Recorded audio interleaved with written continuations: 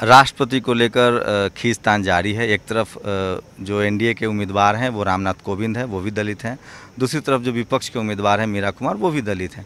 मेरे साथ जयंत जिज्ञासु हैं जो लगातार पत्रकारिता का बैकग्राउंड भी रहा है और जेएनयू में पीएचडी स्कॉलर हैं, पत्रिका पर ही शोध कर रहे हैं। रामनाथ कोविंद और मीरा कुमार में कौन बेस्ट ऑप्शन लग रहा है राष्ट्रपति पद के लिए? देखिए, अपने यहाँ कॉन्स्टिट्यूशनल हेड माना जाता है और कहा जाता है कि president will preserve, protect and defend the constitution of India.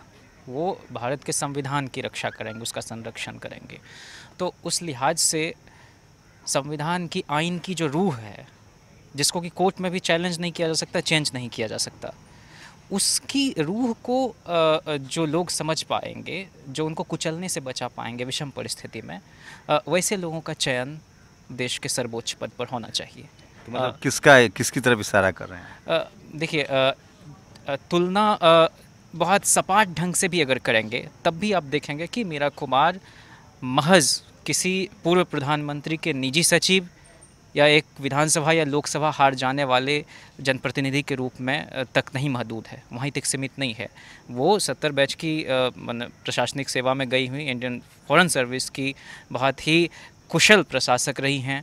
उसके बाद वो 3 अलग अलग राज्यों से निर्वाचित होने वाली इस देश की चौथी मात्र सांसद रही हैं लोकसभा पहुंचने वाली। उनसे पहले बस अटल बिहारी वाजपेयी, जो एक्सेप्शनली 4 राज्यों से थे, उत्तर प्रदेश के बलरामपुर और लखनऊ सीट से, उसके बाद नई दिल्ली सीट से, फिर वो अपने ग्वालियर मध्य प्रदेश से, और एक बार गांधीनगर से।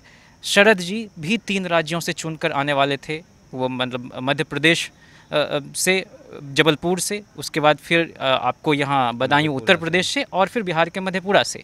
नरसिम्हा राव भी 3 जगह से चुन के आए, और मीरा कुमार भी, जहाँ पर उन्होंने रामविलास पासवान और मायावती को हराया था उत्तर प्रदेश में बिजनौर से, उसके बाद ये आपके करोल बाग से 2 बार जीती और 2 बार अपने पिताजी की जो संसदीय सीट थी सासाराम से। तो इतने 3 अलग अलग राज्यों में जिनकी स्वीकार्यता है लोगों के बीच, जो जनता का सदन है लोकसभा, वहाँ पर प्रतिनिधित्व किया, और वो पहली महिला स्पीकर रही हैं। तो सदन को चलाने का एक लंबा तजुर्बा है उनके पास, और बहुत ही कुशल, दूरदृष्टि संपन्न और शीरी जबान। रामनाथ कोविंद को क्यों वो भी दलित हैं, उनको क्यों आप लोग नकार रहे हैं? देखिए, वही है, कहीं पे निगाहें कहीं पे निशाना। ये इतना साधारण खेल नहीं है, या इतना सीधा सपाट खेल नहीं है, या ये जो भाजपा का परिस्थिति जन्य कारणों से अकस्मात उपजा दलित प्रेम है, इसकी शल्य क्रिया, इसकी सर्जरी करना बड़ा ज़रूरी है।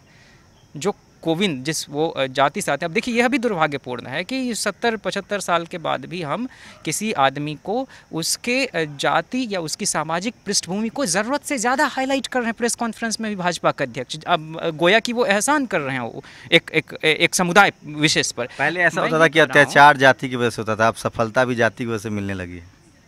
नहीं, इतना ब्लैक एंड वाइट में भी देखने की जरूरत नहीं, लेकिन मैं ये कहता हूँ कि जिस जाति से वो आते हैं वह उत्तर प्रदेश में तो एससी कैटेगरी में आता है, लेकिन गुजरात में वो ओबीसी कैटेगरी में आता है, और गुजरात में चुनाव होने वाले हैं और कई राज्यों में होने वाले हैं। पूरी तरह से वोट बैंक है बीजेपी के लिए। बिल्कुल वैसा ही है। अगर ऐसा है तो इस देश में आज तक कोई दलित प्रधानमंत्री क्यों नहीं बना? और जगजीवन राम के जब बनने की बारी आ रही थी तो उसमें कई लोगों ने अरंगे लगाए, उसमें समाजवादी धड़े के भी कुछ लोग थे जो तो ये तो समाजवादी धड़े के लोग भी, जो सोशल जस्टिस वाले लोग भी तो कोविंद जी के साथ आ गए हैं, जैसे नीतीश कुमार। अब देखिए, नीतीश जी के बारे में अब ये मैं आपको क्या बताऊं कि मतलब ये कह रहे थे कि संघ मुक्त भारत बनाने की ओर हम चले हैं। 2 बार मीटिंग में वो उन्होंने शिरकत करी, जो विपक्षी दलों का 17 दलों का था उसमें। तो इन्होंने तो इतना अनकंफर्टेबल सिचुएशन बना दिया है खुद अपनी ही पार्टी के नेता शरद जी के लिए कि जगह जगह पर इनका स्टैंड बदलता है। जब नोटबंदी हुई थी तब भी समर्थन कर दिया, पता नहीं क्या सोच के कर रहे हैं। और शरद जी जब सदन में बोल रहे थे तो अरुण जेटली ने टोका कि भाई पहले आप अपने दल में फरियाद लीजिए कि नोटबंदी के पक्ष में है कि खिलाफ में। तो उनके लिए भी एम्बेरसमेंट। क्या लगता है कि कोविंद के कंधे पर बंदूक रख के संविधान संशोधन, संविधान की समीक्षा और आरक्षण की समीक्षा संभव है, जो बीजेपी के लिए थोड़ा आसान हो जाएगा क्योंकि वो खुद दलित प्रेसिडेंट के बहाने ये सब करना चाहेगी? देखिए, वो बार बार आपको याद होगा कॉन्स्टिट्यूशन डे जब मनाया जा रहा था 26 नवंबर 2015 को पहली बार, तो उसमें गृह मंत्री ने कहा कि धर्मनिरपेक्ष शब्द की ज़रूरत नहीं है, पंथ निरपेक्ष का इस्तेमाल होना चाहिए। और ये जो 42nd अमेंडमेंट वगैरह में जो कुछ नए शब्द सोशलिस्ट और सेकुलर जोड़ा गया, भारत की संविधान की प्रस्तावना क्या कहती है? अगर कहा गया कि राष्ट्रपति को भी या किसी को भी कभी कोई दुविधा हो तो वह रेफ़र कर दे किसको? कॉन्स्टिट्यूशन पूरा ना पढ़े, अगर उसकी भाषा कहीं पर अस्पष्ट है, संदिग्ध है, बहुत क्लियर नहीं है, तो वह रेफ़र करे प्रियम्बल टू द कॉन्स्टिट्यूशन को।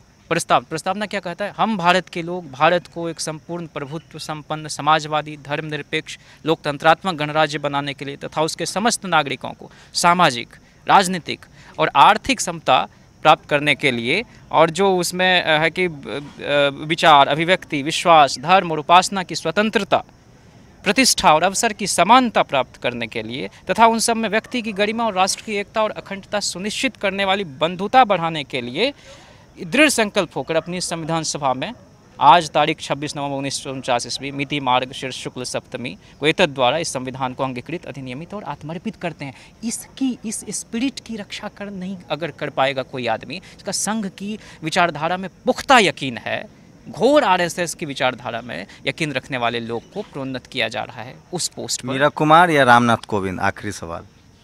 इसमें कोई दो मत है ही नहीं कि मीरा कुमार के पास लंबा तजुर्बा है, उनको संविधान की समझ है और देश हित में, जनता के हित में और देश में जो समतामूलक समाज की स्थापना के लिए इतने लोगों ने लड़ाई लड़ी है, उस लड़ाई को बचाने के लिए कॉन्स्टिट्यूशन को एकदम मुस्तैदी के साथ उसकी रक्षा के लिए उनका जीतना जरूरी। देखिए, जीत हार से कहीं आगे की यात्रा है लोकतंत्र में, जीत हार लगी रहती है। मैं तो ये कहूँगा कि जो कॉन्सेंस के आधार पर, जो अंतरात्मा के आधार पर भी लोग वोट करते हैं, वीवी गिरी, आपको मालूम है कि वीवी गिरी चुनाव जीत गए थे और पहली बार सेकंड चॉइस के वोटों की भी गिनती हुई, नैरो मार्जिनली वो जीते। तो इसलिए अगर अंतरात्मा की आवाज़ पर लोग वोट कर देते हैं, और मैं तो आशान्वित हमारे जैसे लोगों को होना चाहिए, नहीं होता है तो कोई बात नहीं, लेकिन विपक्ष को इस देश में मजबूती के साथ खड़ा रहना चाहिए, उसको अपने प्रतिद्वंदी, अपने प्रत्याशी को उतारना चाहिए। और नीतीश जी जो कर रहे हैं, वो कल लालू जी ने कहा कि कि ऐतिहासिक भूल कर रहे हैं। अरे भाई, जो बिहारी अस्मिता का आप ढिंढोरा पीट रहे थे कि बिहारी बनाम बाहरी, तो आप कोविंद जी का समर्थन कैसे कर दे रहे हैं? ठीक तो कहा लालू जी ने कि ये व्यक्ति की सुंदरता, उसकी दुर्जनता, उसका चेहरा, रूप रंग देख के थोड़े फैसले लिया जाते हैं। आइडियोलॉजी की लड़ाई है कि भारत रहेगा कि टूटेगा वाली बात है, तो ये तोड़ना क्या ठीक उसी तरह से इमरजेंसी थोड़े लागू होगा जैसे 1975 मुआ फखरुद्दीन ने आके साइन कर देंगे, रातों रात घोषणा हो जाएगी। अब तो मतलब ऐसा है कि बिना कहे सुने इंस्टीट्यूशन को डिमोलिश किया जा रहा है। उसको बचाने के लिए मुझे लगता है कि मीरा कुमार जैसे लोगों का वो तमाम जो बहुजन छात्र हैं, जो सोशल जस्टिस में भरोसा रखते हैं, जो इक्वालिटी फैटर्निटी में भरोसा रखते हैं, जिनको संविधान पर भरोसा है, उनको लगता है कि जो दो दलित ऑप्शन है उसमें कोविंद जी के साथ ये निगेटिव पॉइंट है कि उनका संघ से नाता है, आरएसएस के प्रोडक्ट हैं। मीरा कुमार के साथ जो प्लस पॉइंट जा रहा है कि वो लिबरल, जिसको कांग्रेस जो लिबरल है उसके साथ रही हैं, उसका फ़ायदा उन्हें मिल रहा है। और जो युवा हैं, जो बहुजन समाज के युवा हैं, वो फिलहाल मीरा कुमार के साथ दिख रहे हैं। कैमरा श्याम के साथ शंभू कुमार सिंह, नेशनल दस्तक।